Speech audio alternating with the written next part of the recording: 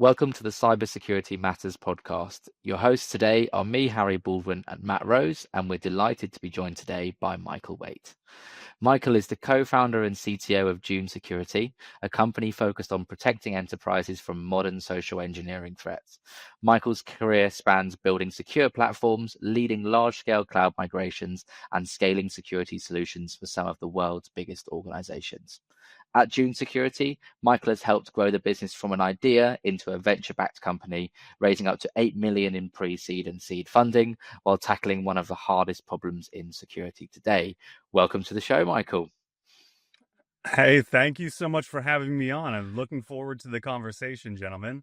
Yeah, and our keen listeners will also note that this is another person joining us from Dune Security. So would also encourage you to listen to David's episode, which we recorded a year or so ago. But Michael, yeah, really looking forward to learning more about you, your perspectives on the industry, your career so far, all things really. But we always start the podcast with the same first question.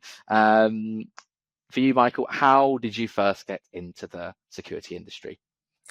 You know, it's been an interesting journey. I started my career in enterprise consulting and did that for about 10 years. And that's really where I learned all the things about tech. That's where I was really able to hone my skills, apply the things that I learned from university, and learn about building large, performant, scalable systems and how like having copious amounts of good data enables really robust and accurate decision making.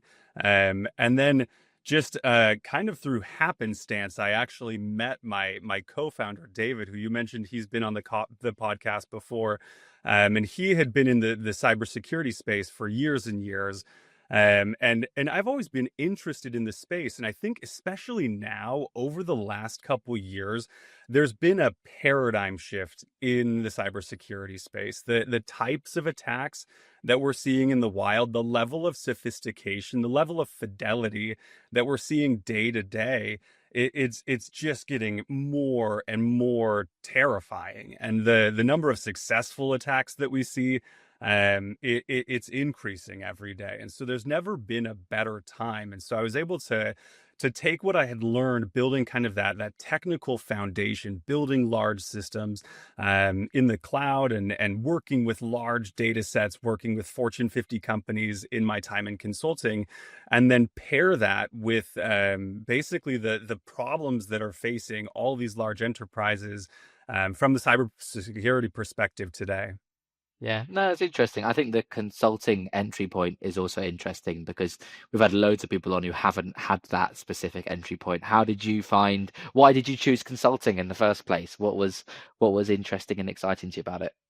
You know, it's a good question. And when I was graduating from university, I had my degree, and I was ready to get into technology, but I didn't know exactly what I wanted to do. But looking at consulting, I was fascinated by it because you get to work on so many different types of projects with all sorts of different companies that are facing different problems.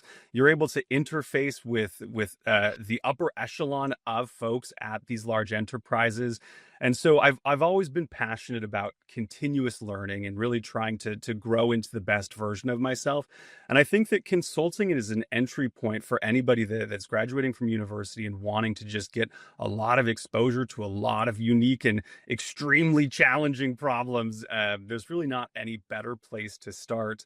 And really, it helps me to have the tools and everything I needed to be able to step into this role as co-founder and CTO, and be able to take all the skills and the knowledge that I had gained in that and apply that kind of as we quickly build and scale Dune Security.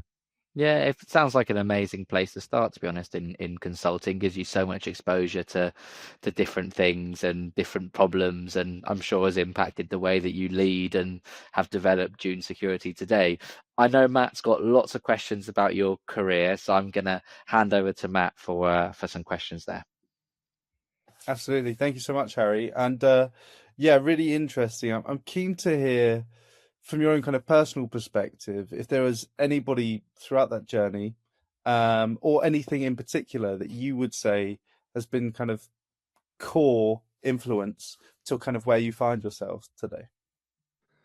I think there's a couple things. And so, yeah, I would say that when I look at the journey throughout consulting, I had the pleasure of working with some of the best, most competent leaders I've ever met in my life. They were managing directors on projects. They were senior leadership within the companies that we were serving, and being able to understand how they face really complex problems and the level of commitment and dedication and perseverance that they would bring to the table. It really opened my eyes to what good leadership is, and being able to look a problem directly in the eyes and just, even if you don't know the solution to it, being willing to say, I can figure this out. And that's a lot of what consulting is you go in and there's some hairy problems and you're like, oh my God, what are we going to do? But we had amazing senior leadership that I had the pleasure of working closely with, that taught me a lot of those leadership styles. And one of the things that I think was really helpful as well, and we'll probably get into this later in the podcast as well, is I think that the senior leaders that I admired the most, they had a very special talent, and it was really being able to understand an individual's capabilities. They're constantly building teams. They're constantly trying to find the right people to put in place to solve these complex problems. And they understand the people's strengths, their weaknesses, and they're able to really help people grow into the most excellent version of themselves. And so that's something that as I lead Dune Security today, I try to live that every day, of finding people that they might not be perfect, but we can help them to grow into the very best, most capable version of themselves. Yeah, really, really interesting. And in terms of your own mindset shift, moving from a consulting background, technologist background, to CTO and co-founder, it sounds like you've had plenty of kind of role models. You've worked with a lot of great leaders. What's been the biggest mindset shift from yourself personally? It's been an interesting one. So I'd say there's a couple things. One of them is going from kind of being in consulting, doing a lot of the hands-on keyboard problem solving and building. At the beginning, when like a couple years ago, when we were really early in Dune's journey, it was still a lot of that. It was hands-on keyboard building.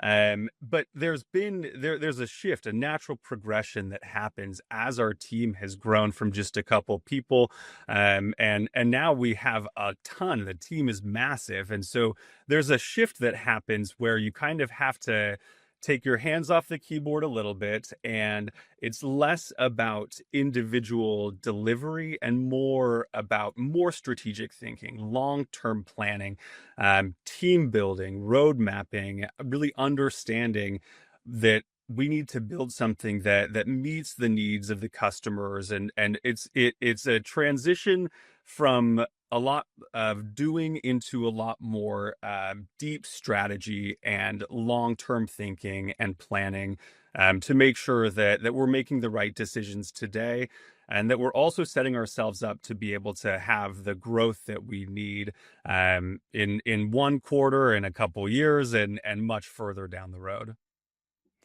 And you've had a variety of great successes during this journey, but are there any particularly that stand out as some of the things you're most proud of? There's a couple. One thing that I'll say, and credit to my amazing co-founder and good friend David. Early on, when we were building Dune Security, we wanted to make sure what we were building was going to actually solve one of the most difficult problems in the cybersecurity space, which is the human element. It's a lot easier to push software updates and patches to servers than it is to humans. And so one of the things that we decided early on was we wanted to build a council of the people that are protecting large organizations. So what we put together was our CISO Advisory Council, where we have a ton of the world's most premier CISOs that we meet with regularly, that in the early days, they helped us to shape the product.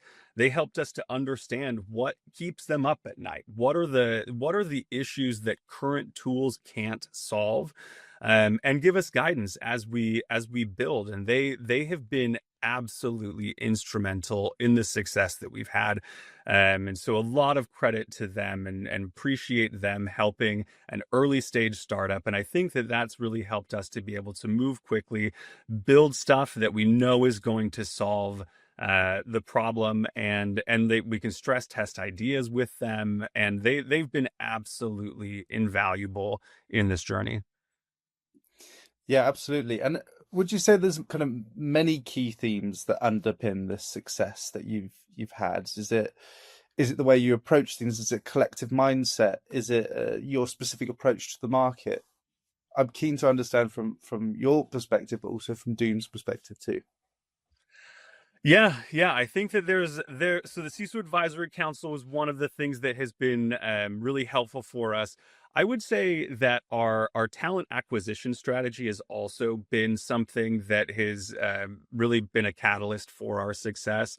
This is, again, I'm going to go back to the consulting days a lot, but a lot of the success or failure of these projects that are done in large consulting firms, it boils down to the team that's doing that. And so understanding that we need to, even from the very early days, build the best team possible.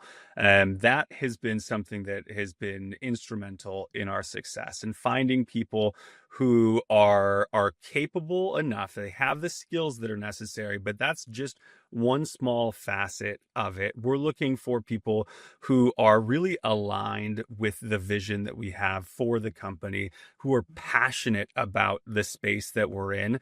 And the human element of cybersecurity, if you asked any security professional out there, this is one of the stickiest problems. It's really, it's challenging, and the market historically has solved for it with just standard security awareness training, which nobody takes super seriously. I mean, typically it's administered like once a year, and employees will compete to see who can click next the fastest through it and then guess enough of the questions on the quiz correctly to pass. And it's like it hasn't solved the problem. And so finding the people who understand that and who are wanting to build the solution that takes a different approach to actual risk quantification at the individual level, and then adapting controls around those people, and having targeted interventions that are actually helpful for the individual. So finding, I think the talent acquisition strategy, building the right team, and being really aligned with the mission, the problem, and the approach to solving it. Yeah, no, I think it's really interesting. I think particularly all the points you mentioned, the CISO point, the CISO advisory stuff is like, it's quite a unique take, right? Isn't it? It feels like something that I haven't seen a lot of businesses do, and you guys are also so public about the CISOs that you talk to, and with the case studies and the conversations that you're having. It's really informative, and I can see why it's such a successful model. It's really thinking about the customers and the Absolutely. concerns of the people that you want to be talking to. So yeah, no, brilliant. I've got a couple of questions on talent, and you kind of touched on talent acquisition there a little bit. When you look at the talent landscape, because lots of people talk about a supposed kind of skills shortage. Some people don't think that's necessarily the case. Some people think it is. Some people think there are issues around diversity. When you look at the security industry from a talent perspective, what do you think are the key topics that need addressing? Like, what do you think the market or people should be doing better as well? It's a good question. I think that sometimes the conversation around skill and maybe like a skill discrepancy, or a lack of skill, I think that there's oftentimes that's talked about too much. I think that there are other things that personally, when I'm looking to bring somebody onto the team, that I put a little bit more weight in. From a skills perspective, you want to make sure that they have enough skills that if they're to join that role, that they can be successful in it. And so there's kind of a baseline threshold that you need to make sure is met. But what I put far more weight into is some of the softer skills and kind of the personality. I don't know what you would refer to it as, but certainly the softer skills. It's more having somebody who is naturally curious and somebody who is not scared of a problem, not scared of a challenge, but excited by that.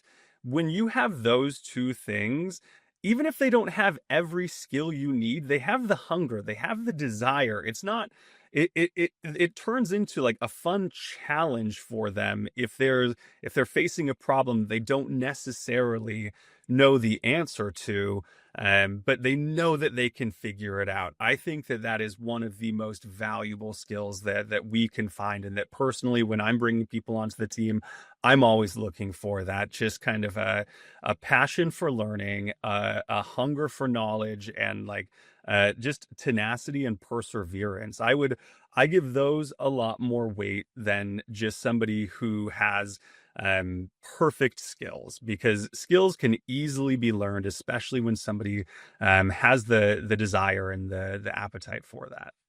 I agree, and especially in the startup ecosystem, right, where sometimes things are a little bit chaotic. You might have a little less resources to work with.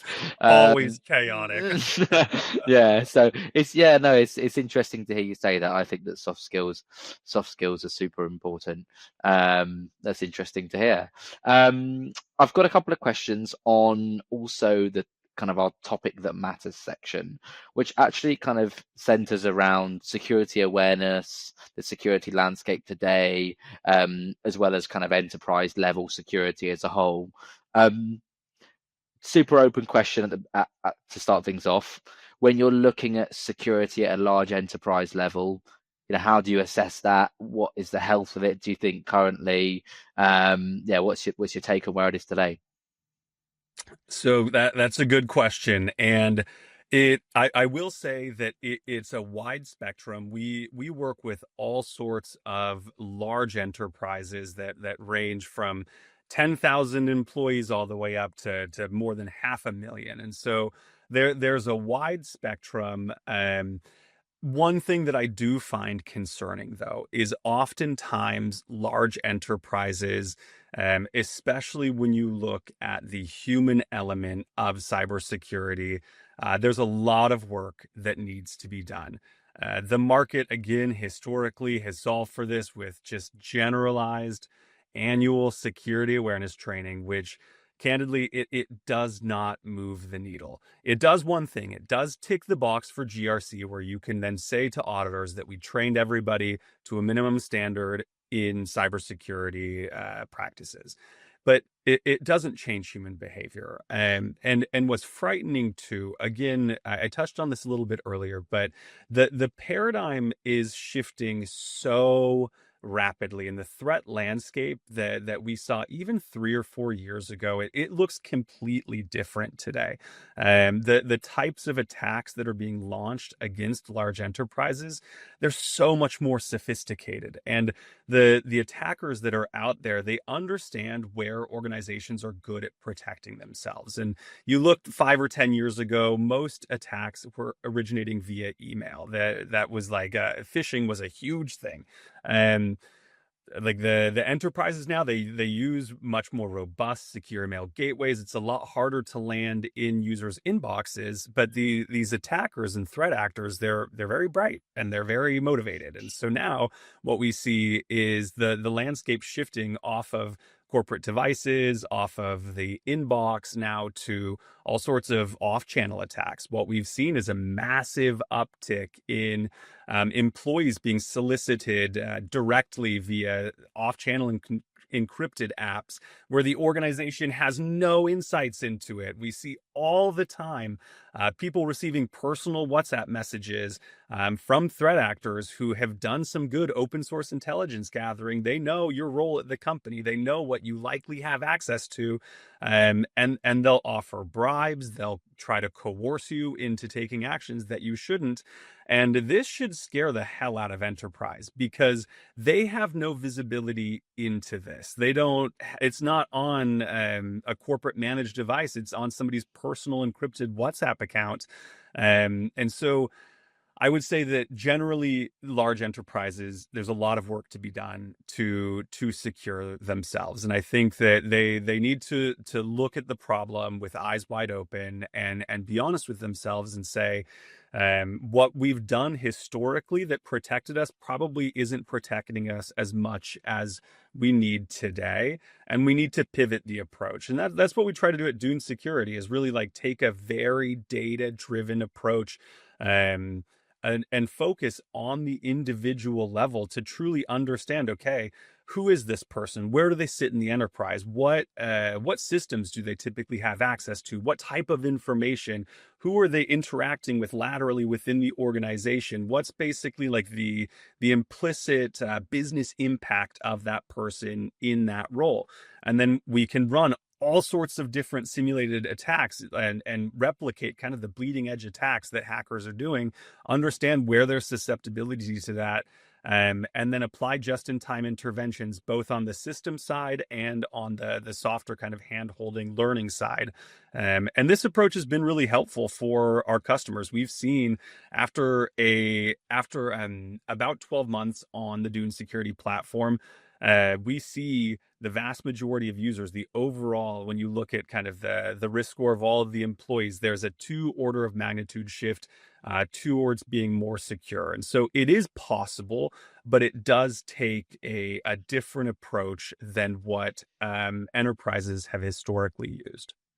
Yeah, it's interesting to think about how much attacks and the profile of attacks has changed over time, right? I think that's one thing. Also, one thing I wanted to understand is as well is like, what is usually the impact or the thing that these attackers are seeking following these attacks themselves? Is it always about compensation? Is it always about data? Is it about disruption? What do you guys see from your side as the reason why these people are taking these actions? That's a great question. And it's such a wide and fascinating spectrum.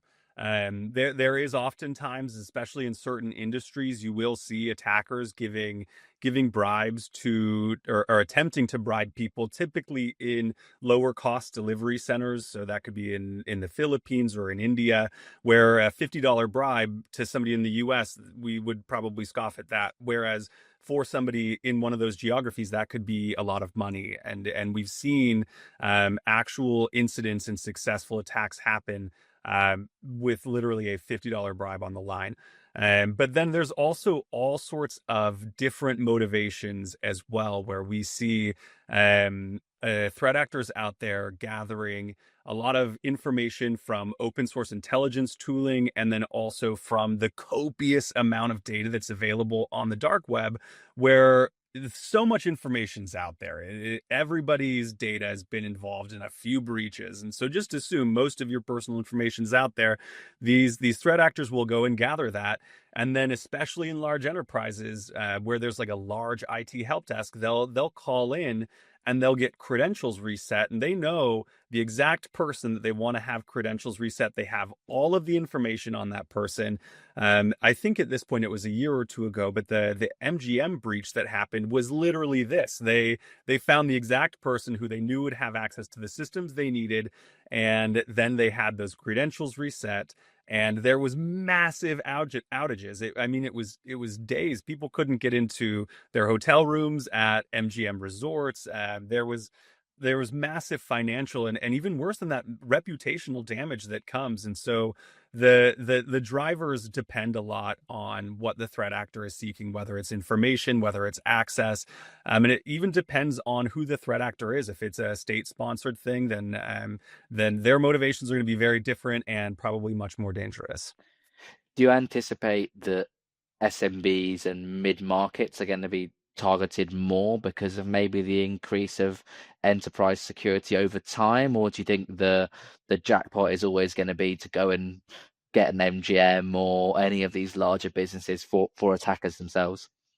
It's going to be everybody. It's enterprises often just because they know that enterprises have a lot of money.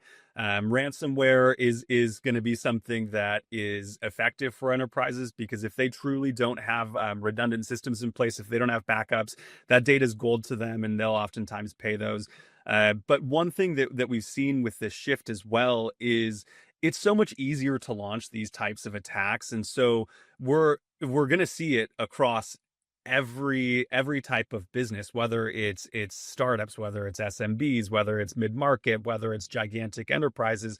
No one's safe from it, and the barriers to entry that used to make this challenging or cost prohibitive, those are going away. And I mean, most of it's driven by AI, and by and large, AI is an incredible thing. I think it enhances everybody's capability, and the vast majority of the time it's used for good and for wonderful, productive things.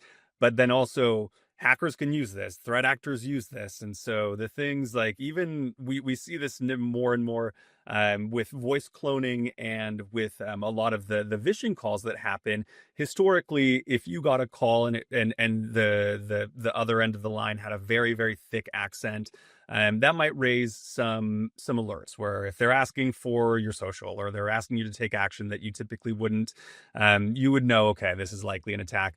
I mean, the threat actors now are getting very good at spoofing local numbers, and so you might get a call that is actually the caller ID shows as your local bank calling you, and then they can use voice spoofing, where even if they personally have a very thick accent, what you hear on the other end of the line could sound like somebody from the southwest of the country or somebody with a southern drawl. It's very interesting and very scary, and so no one is safe personally or like when you look at business from micro startups all the way up to enterprise. These attacks are just going to become more and more widespread.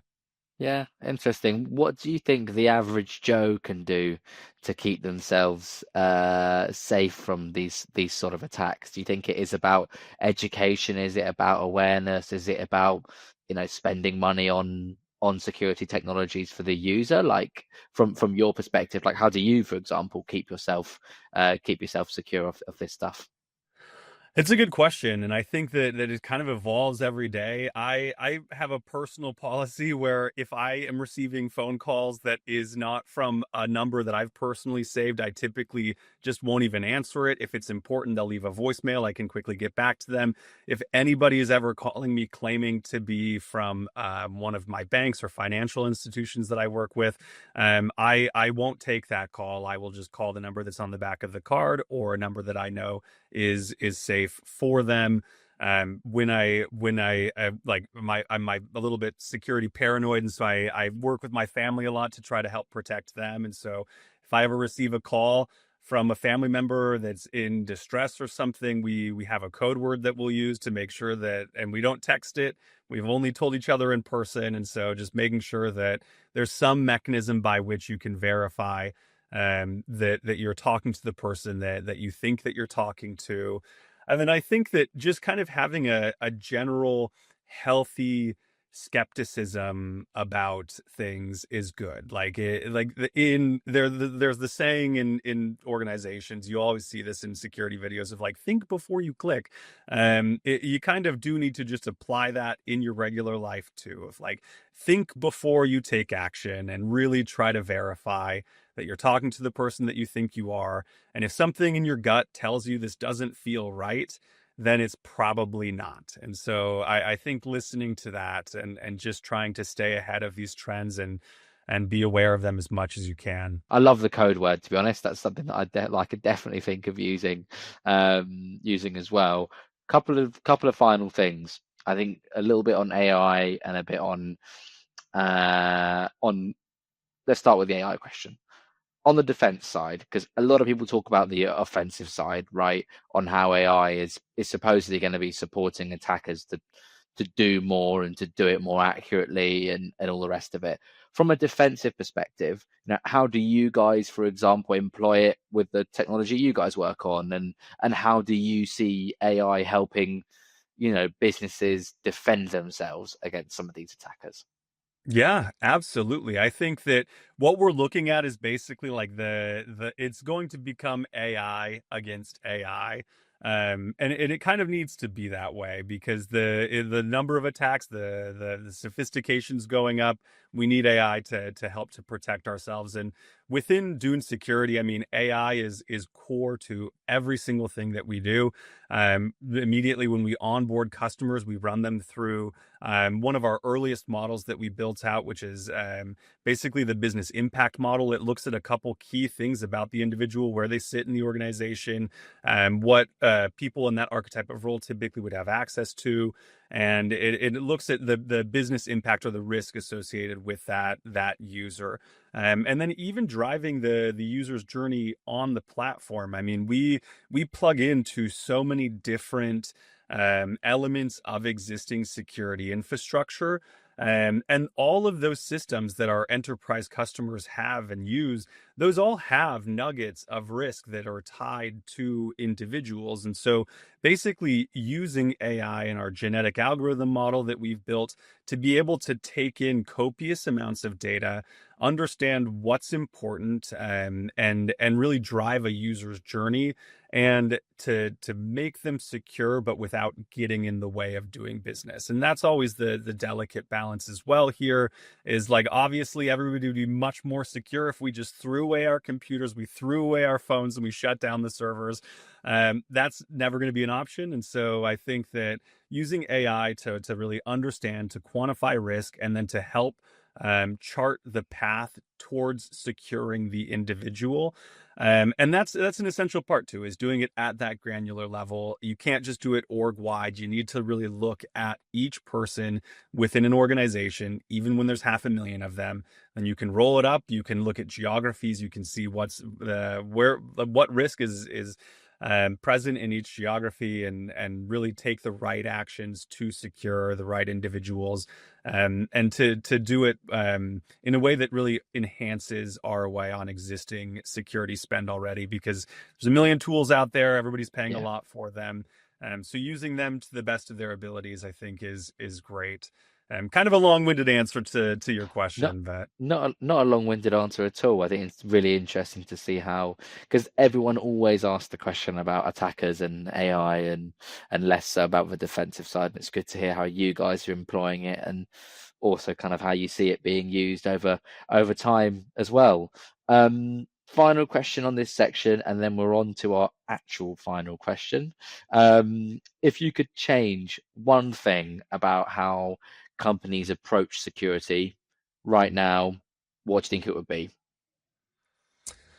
ooh, that is a good question. I think that if I could make one change to how they approach security, I think that we need to break away from the tick the box for compliance. That is a baseline standard that will not protect us anymore. I think that there needs to be a shift in mindset to taking security very seriously and making the proper investments with time, with money, with resources into that. It is a little bit disconcerting. A lot of the large enterprises that we work with, you'd be candidly quite surprised with how kind of lean, or dare I say understaffed, their security orgs are. When there's a successful attack against an enterprise, the ramifications are massive. I mean, look at what happened with MGM. Every week there's new attacks that are happening. They're very effective, they're very damaging. And so I think that changing the mindset of, we're not just ticking the box, to more, I'm going to take this very seriously, and it's a core part of our business. It's something that is important for everybody, and really distributing the ownership of cybersecurity from just the CISO and a small security team, to an organizational wide pride in cybersecurity. I think that is really the only way that we can make the changes that are necessary. And it can't just be a couple people, handful of people that are yelling at you to take your trainings. It needs to be an organizational mindset shift. And it's essential, because if you have a big enough breach, you're not going to have a company anymore. And so giving it the right level of importance and thought and space in your mind and in your company is important. Yeah, the education piece is really important as well, isn't it? You know, when I was at school, and I'm sure it's the same for you guys, I was never taught about digital security or securing things. There's never really there's never really been that forum for education. So I think it's a really interesting point as well. Final question. And you've already given some kind of brilliant insight into what's made you successful. So I'm interested to see if this answer will be similar in some ways. What one piece of advice would you give to someone entering the cybersecurity industry? How can they be as successful as possible? Ooh, that's a great question. I think that there's a couple things that I would recommend. One is the security leaders, by and large, they are just they're great people and they're great resources. And so get plugged into that. Don't just go and be entirely academic. I would say, like, go and meet people, add them as connections on LinkedIn, go buy them lunch. They're willing to help people that are entering the cybersecurity space. And so build a network, understand what's the problems, what keeps these people up at night, what are the things that they feel like they're doing well. And then, more importantly, every CISO, every security leader has their little things, their skeletons that they know are out there. Learn about that, and then try to be creative with solving those problems. I think that we're at an interesting time in cybersecurity history where, really, like I've said this many times, but the paradigm is shifting. And so get connected and be creative and really look at the problems that are out there and try to build solutions that can meet where we're at today and where we're going to be in a year and in 2 years and 3 years. Because with the pace of evolution, I mean, it's going to look different every year.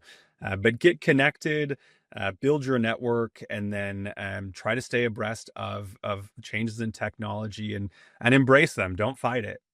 No, I totally agree, and I think it falls into your point about curiosity as well. You've got to be curious, and you've got to want to learn, and you've got to want to try things. And having a mentor or talking to some of these CISOs or security leaders is a really good way of understanding things in the right possible way. So yeah, no, I think that's fantastic. Michael, thank you so much for joining us. It's been an absolute pleasure. I hope you enjoyed it. Thank you. Absolutely, gentlemen. Thank you so much. Really enjoyed the conversation and appreciate you having me on the show today.